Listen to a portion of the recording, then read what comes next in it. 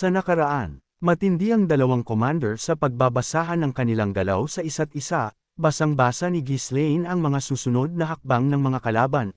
Alam niya na sa oras na maghiwalay-hiwalay ang mga ito, kakayanin niyang talunin ang mga ito, na alam rin ni Victor na matatalo sila pag ganun, kaya alam ni Victor na ang paraan para matalo ang per diem ay pag nagsama-sama sila, na alam rin ni Ghislaine na ito ang makakatalo sa kanila. Kaya lang may inihanda na itong isang matinding pasabog, na sa oras na ganun ang gawin ng kalaban ay tiyak walang matitira na kahit isa sa mga kalaban. Pagpapatuloy, lumipas ang gabi at damati na ang bukang liwayway, bago pa lamang tuluyang sumikat ang araw ay nagsimula ng kumilos ang mga kalaban. Hindi na kagaya ng dati ang galawan ng mga ito, dahil para na silang iisang katawan ngayon, sabay-sabay, sama-sama na may iisang layunin, at iyon ay pabagsakin ang per diem sa lalong madaling panahon. Hindi lamang iyon, dala-dala na rin nila rito ang mga hagdan para makaakyat sa pader ng per diem, isang hakbang na talagang wala na silang balak pang patagilan ang digmaan. Kitang-kita naman ng mga sundalo ng per diem ang pagkilos na ito ng mga kalaban, sabay-sabay at sama-sama, dahilan para kabahan ang mga sundalo sa per diem. 2 araw na tuwa at nagsaya ang per diem, iyon ay dahil 2 araw nilang natalo ang mga kalaban sa pagsubok ng mga ito, na nagpalakas ng kanilang mga loob.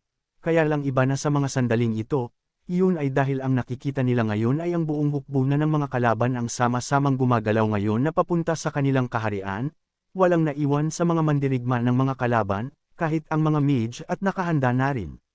Kitang-kita rin ni Swalter na nanghihina ang loob ng kanyang mga tauhan, kaya sumigaw ito.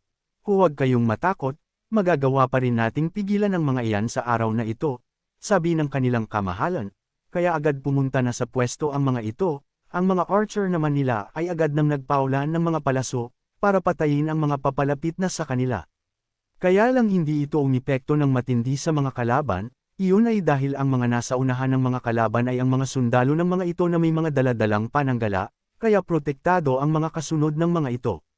Ganun pa man, kahit papano ay may mga naabot ang mga palaso ng per diem, at iilan sa mga kalaban sa likuran, lalo na ang mga archer ng kalaban ay nagawa nilang patayin. Nagpatuloy ang per diem sa ganitong galawan, kaya lang hindi nagtagal ay nagawa na ng iilan sa mga kalaban ang makapasok sa ibaba ng pader ng per diem. Ang pader na nagawang batasin o sirain ng mga kalaban ay nagawa ng takpan ng mga kahoy, lupa at mga bato, kaya hindi na dito nagsubok ang mga kalaban na pumasok, kaya ang kanilang mga hagdan ay inilagay na nila sa kabilang parte ng pader. Hindi nga nagtagal ay nagsimula ng umakyat ang mga kalaban sa pader ng per diem, napakarami nila, at pag hindi napigilan ang mga ito ay mabilis nilang makukuha ang parteng pader na ito ng per diem. Sigaw ng sigaw ngayon si Swalter, huwag ninyong hayaang makapasok ang mga iyan, sigaw nito, kaya sa pamamagitan ng utos ni Swalter ang kanyang mga tauhan ay nagmamadali ngayong lusubin ang mga kalaban, nakataas ang kanilang hawak-hawak na mga sandata para tagpasin at patayin ang mga papasok sa kanilang pwesto. Hindi lamang iyon, dahil may inihanda pa ang pangkat ni Swalter sa pagkakataong ito, agad nilang binuhusan ng mga mainit na tubig, tinunaw na bakal ang lugar kung saan umaakyat ang mga kalaban, dahilan upang magsigawan sa sakit ang mga nasa hagdan na unti-unting nahuhulog pa ibaba ang mga ito, dahil talagang iyak sa init ang mga balat at mukha ng mga ito, kahit nakabalot pa ng mga helmet o armor ang mga ito, at kahit may dala-dala silang pananggala, hindi pa rin nila kinaya ang matinding init, dahilan para magkahulag-hulog na ang mga ito. Dahil doon, hindi papayag ang mga kalaban, kaya ang mga nasa ibaba ng pader na mga kalaban ay umatake pabalik sa per diem, na todo iwas naman ang mga sundalo ng per diem sa mga ginagawa ng mga kalaban. At dahil hindi ganoon katindi ang mga pag-atake ng mga kalaban, hindi rin naging malaki ang pinsala sa mga hanay ng per diem. Habang pinapanood ni Swalter ang mga susunod na galawan ng mga kalaban, nagtaka itong si Swalter, at nagsabi, ano ito? Bakit ganoon, bakit hindi nila ginagalaw papalapit ang kanilang mga siege tower, pagtataka ni Swalter. Sa isip-isip ni Swalter, kapag nagpatauloy lang raw ang mga kalaban na mga normal na hagdan lang ang mga gamit nito sa pag-akyat sa kanyang mga pader, tiyak na maraming mamamatay sa mga kalaban, kaya hindi nito maintindihan bakit ang mga hagdan lang ang patuloy na ginagamit ngayon, at ang mga siege tower ay nanatili lang sa kung saan nila ito nilagay ngayon. Ang hindi alam ni Swalter ay sinusubok lamang ni Victor kung gaano kalakas ngayon ang pangdepensa ng per diem, iyon ang dahilan kung bakit hindi pa gumagalaw ang siege tower, para masukat ni Victor ang susunod na galaw ng mga ito. Kaya lang sa dami ngayon ng mga kalaban na patuloy na umaakyat sa kanila, nagmistulang langgam ang mga ito sa dami, kaya talagang hindi magkatangga-mayaw ang mga ito sa kanilang mga pagkilos, walang sinuman sa kanila ang magawang umupo o mag-relax, kailangang kumilos, ilang minuto lamang silang huminto ay tiyak na mayayari na sila. Kaya iniisip ngayon ni Swalter kung ano ang iniisip ng kanyang kalaban, kung ano ang mga plano ng mga ito. Sabi niya, anong balak nilang gawin? Sinusubukan lang ba nila kung gaano katibay ang aming pader, o balak nilang maghukay ng tunnel papasok, sabi ni Swalter sa kanyang sarili. Patuloy na nag-iisip itong si Swalter, inaalala ang lahat ng kanyang mga naging karanasan pagdating sa mga pagwasak ng mga pader, kaya lang wala itong maalala na kahawig sa mga ginagawa ngayon ni Victor. Kaya patuloy itong nagmamasid, tinitignan ang paligid at mga kilos ng mga kalaban, wala siyang makitang ginagawa sa ilalim ng kanyang pader, at wala rin siyang makita na palatandaan na maghaukay ang mga kalaban. At nang mag-aagaw dilim na, mga sandaling paggabi na uli, bigla na lamang umatras ang mga kalaban, na hindi man lang nila sinira ang pader ng per diem, kaya napasigaw ang mga sundalo ng per diem sa tuwa, dahil nagawa na naman nilang pigilan ang mga kalaban. Kaya lang ang iba sa kanila ay nakaramdam ng kakaiba, tulad kahapon na bigla ang pag-atras ng mga kalaban, ganoon pa rin ginawa ng mga ito. Kaya lang alam na ni Swalter na may mga mali sa galawan ng mga kalaban, kaya hindi nagpaisi-isi ito. Kaya patuloy pa rin silang naghanda, kaya nang sumapit na talaga ang dilim, muling kumilos ang mga kalaban, sumugod ang mga ito, kaya lang kalahati lamang ng kanilang hukbo ang sumugod ngayon, ngunit kahit kalahati lamang ang mga ito ay talagang hindi kayang sabayan ng mga sundalo ng per diem. Dito nakita kita na ni Swalter ang plano ng kalaban ay iyon ay ang pagurin ng gusto ang mga tauhan ni Swalter, sugod, atras, sugod ang ginagawa ng mga kalaban, dahilan kung bakit mas doble ang pagod na tumatama ngayon sa mga sundalo ng per diem iyon ay dahil paulit-ulit sila ang mga lumalaban, samantalang sa mga kalaban ay may panahon sila magpalit-palitan, at kasabay pa noon ay ang pag-iisip sa mga susunod na gagawin ng kalaban, kaya hindi sila makapagpahinga. Buwiset na ito, galit na sabi ngayon ni Swalter, iyon ay dahil sa oras na pauwiin niya ang kanyang mga tauhan ng ibang naman nila ang posibleng bumagsak pag nagkataon. At dahil mas kaunti sila laban sa mga kalaban, talagang hirap na hirap silang sumabay ngayon sa ginagawang stratehiya ng hukbo ni Victor. Dahil sa ginagawang ito ni Victor, kaunti na lamang ang nababawas sa kanyang hukbo, hindi na kagaya noong una, lumipas ang gabi at sumapit ang umaga. Kinabukasan, ganun uli ginawa ni Victor. Ang pinasugod naman nito ay ang kalahati sa kanyang hukbo na nakapagpahinga na, si Swalter naman ay sinubukang pauwiin ang kanyang pangkat, sinusubukan nitong gayahin ang ginagawa ng mga kalaban. Kaya lang napansin kagad ni Victor ang ginawang ito ni Swalter, at nang makita niya na kumunti na ang mga pinadadala ni Swalter, na nangyayari ang kanyang plano, agad niya itong sinamantala, at inatake ang ibang area ng per diem. Kaya lang namangha itong si Victor sa commander ngayon ng per diem, iyon ay dahil nagawa pa ring makadepensa ng per diem, iyon ay dahil sa ginawa ng ating bida, kung hindi dahil kay Ghislaine, tiyak na bagsak na ang ilang bahagi ng pader ng per diem. Agad na kinausap ni Randolph si Swalter, "Kuya, ang mga sundalo natin ay pagod-pagod na," sabi nito sa ama ng ating bida, kaya lang wala silang makitang solusyon para tugunan ang suliraning ito na ginagawa ng kalaban sa kanila. Ginagawa ngayon ni Swalter ang lahat para lang makapagbigay ito ng pahinga sa kanyang mga tauhan, kaya lang hindi ito sapat na gaya sa ginagawa ng mga kalaban, iyon ay dahil mas kaunti ang kanilang bilang. Muling lumipas ang gabi at sumapit ang umaga, kinabukasan, ang mga nakapagpahinga sa mga kalaban ang lalaban naman ngayon, at sa kanilang itsura ay parang bagong palaygo ang mga ito, napakaaliwalas, gising na gising, puno ng lakas, samantalagang ang mga tauhan ngayon ni Swalter ay pagod na pagod na.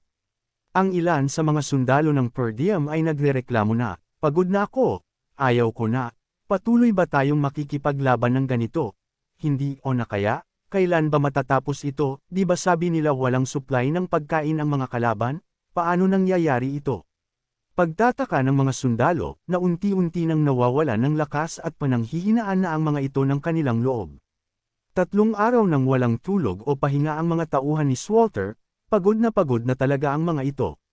Ang digmaan ay talagang nakakapagdulot ng matinding pagod sa mga sundalong naglalaban, at iyon ay normal sa mga digmaan, kaya lang ang lumaban ng walang pahinga ay talagang umuubos ng lakas at ng diwa ng isang mandirigma, at ito ngayon ang pinagdadaanan ngayon ng mga sundalo ng Per Diem.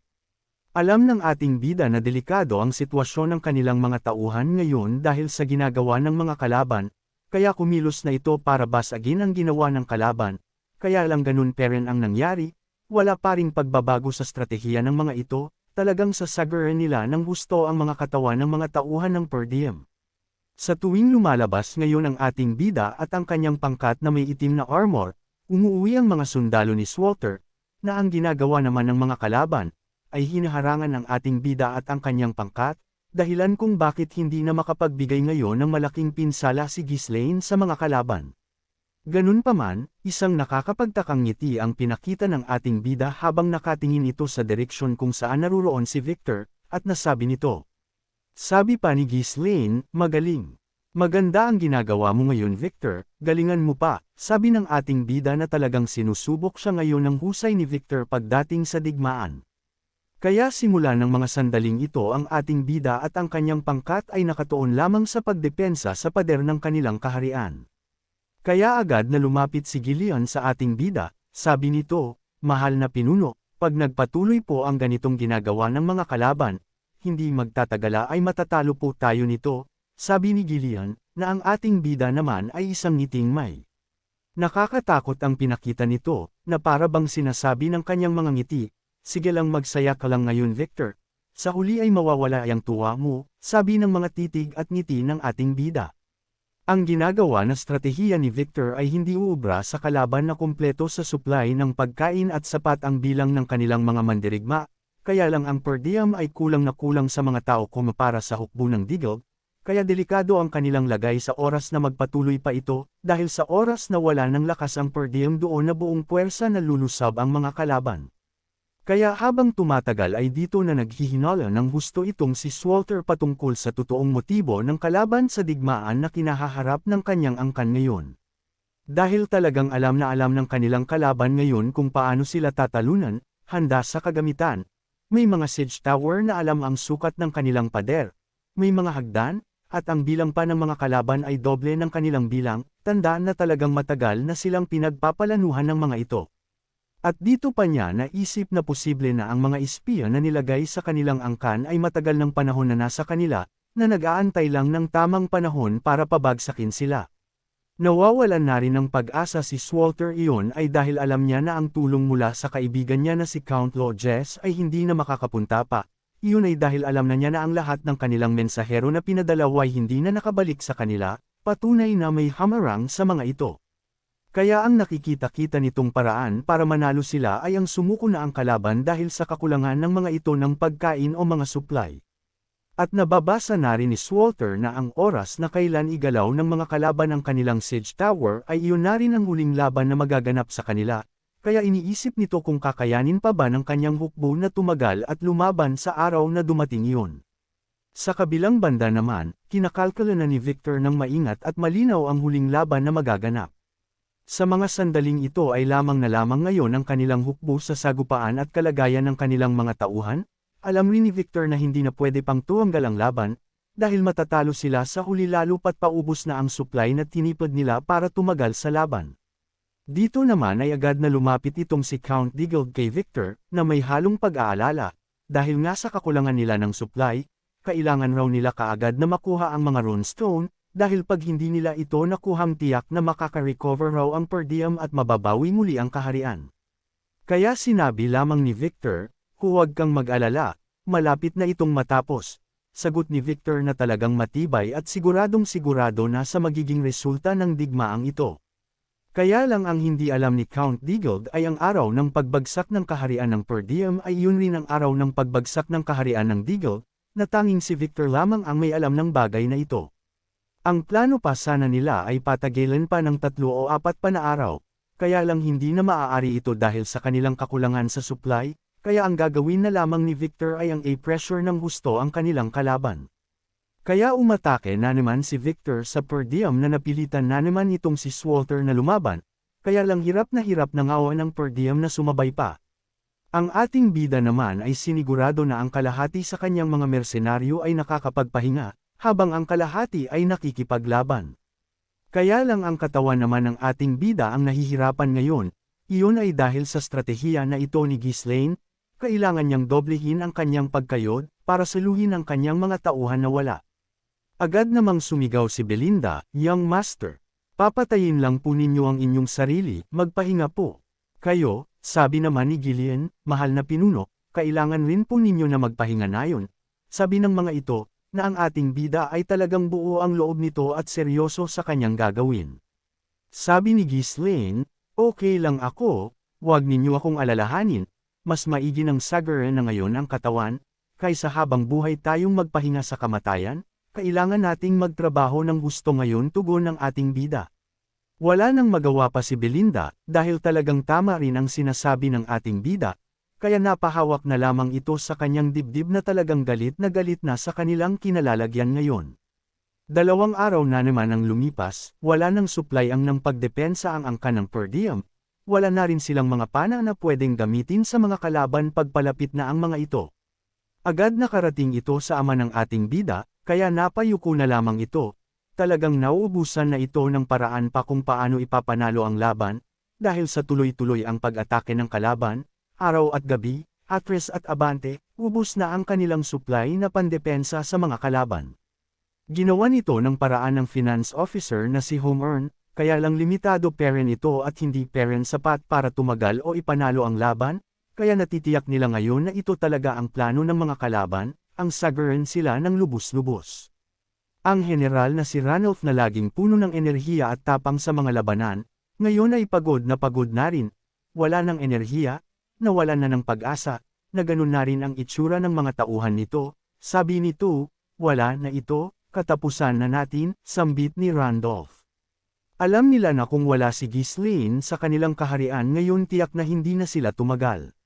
Sabi ni Swalter sa kanyang anak, "Mukhang hindi ka patuluyang sumusuko, ibang-iba pa ang itsura mo ngayon," sabi nito.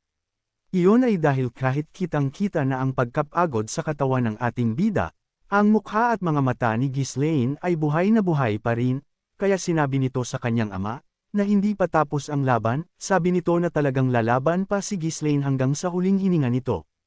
Hindi nakapagsalita kaagad si Swalter sa sinabi ng kanyang anak, iyon ay dahil napakarami ng samasagi sa isip nito. Nang maging malinaw na ang isipan nito, sinabi niya kay Ghislaine, "Sa oras na magsimula na ang susunod na laban, kunin mo ang lahat ng tauhan mo ay umalis na kayo sa lugar na ito," utos ng ama ng ating bida, na balak nitong isakripisyo na ang kanyang sarili at buong angkan. Nagulat si Ghislaine sa sinabi ng kanyang ama, "Ano pong sinasabi ninyo?" Tanong ni Ghislaine, iyon ay hindi ito makapaniwala sa sinabi ng kanyang ama, dahil kilala si Swalter na isang marangal na tao, pero ngayon ito na ang nag-uutos sa kanya na tumakas. Nagpatuloy si Swalter sa kanyang sinasabi, "Humingi ka tulong kay Count Lodges, ang kanyang asawa ay ang iyong tita, hindi kanya tatalikuran, puprotektahan kanya," sabi ni Swalter. Sabi naman ni Ghislaine, "Hindi po ba na trabaho ng isang marangal na mandirigma ang manatili sa digmaan hanggang matapos ito?" Tanong ng ating bida. Sabi naman ni Swalter, "Tao lang ako anak, isang ama, kunin mo ang iyong kapatid na si Elena at tumakas na kayo rito," utos ni Swalter. "Ang ibig mo bang sabihin ay wala ng pag-asa pa, talo na tayo sa labang ito?" Tanong ni Ghislaine. Sabi naman ni Swalter, "Sa mga sandaling ito, kahit ang mga tauhan mo ay wala nang magagawa pa para ipanalo ang labang ito. Kung tayo ay nakatakdang manalo, mananalo tayo nandito ka man o wala. Kung tayo'y nakatakdang matalo, kahit nandito ka wala nang magbabago pa," sabi ni Swalter. Unti-unti nang nag-iiwang huling habilin si Swalter, sabi pa nito na kaibiganin raw nito si Kane, at wag raw gumawa ng mga bagay na pagsisisihan nito sa hinaharap. Lumapit na rin si Randolph kay Ghislaine, at inilagay nito ang kanyang kamay sa balikat ng ating bida, "Isang malaking karangalan ang makasama po kayo. Huwag na po tayong makita sa susunod. Ito na ang ating huling pagkikita. Simula pa ng umpisa ay talagang hindi ka na maaasahan Ghislaine, kaya lang mahirap mang aminin pero, talagang tunay at karapat-dapat ka talagang maging susunod na pinuno ng ating angkan, ipinakita mo iyon sa mga huling sandali natin dito, sige na. Umalis na kayo ni Madam Elena, at dalhin mo ang pangalan ng ating angkan, sabi ni Randolph bilang kanyang pamamaalam sa ating bida. Hindi ako aalis. Sagot ni Ghislaine, umalis ka na, kapag nagawa mong makaalis ng buhay rito, may pagkakataon ka pa para ipaghiganti kami, sabi ni Randolph. Sabi naman ni Ghislaine, maghiganti. Ang paghihiganti ko ay nagsimula na, tugon ng ating bida, sabay isang ngiti na puno ng buhay, na talagang lintik lang ang walang ganti sa mga kalaban mula sa kamay ng ating bida. Kaya lang bago pa makapagtanong si Randolph sa sinasabi ni Ghislaine na nagsimula na ang paghihiganti nito, nagsimula nang tumunog ang mga tambol ng mga kalaban, tanda na susugod ng muli ang mga ito, kaya nang makita nila ito, nakita nilang gumalaw na ang mga siege tower nila Victor, patunay na ito na nga ang huling araw at huling sandali na magsasalpukan ang dalawang pangkat. Dahil doon, biglang nanginig ang mga kalamnan at mga buto ng mga sundalo ng per diem.